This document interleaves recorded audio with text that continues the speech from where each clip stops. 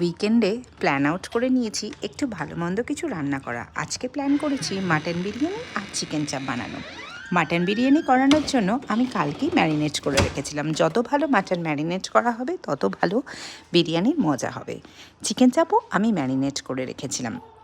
তাহলে কি হয়, সকালে উঠে তাড়াতাড়ি বসিয়ে দেওয়া যায়। মাটন বিরিয়ানি করতে একটু ঝুঁকি আছে, তাই মাটন বিরিয়ানিটা আগে থেকে ম্যারিনেট করে রাখলে সকালবেলা স্টেপ বাই স্টেপ করে নেওয়া যায়।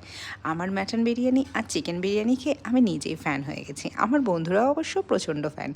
উইকেন্ডে এরকম ভালো ভালো খাবার খেতে কার না ভালো লাগে। আপনাদের উইকেন্ডে ডিনারে কী ছিল জানাতে ভুলবেন না।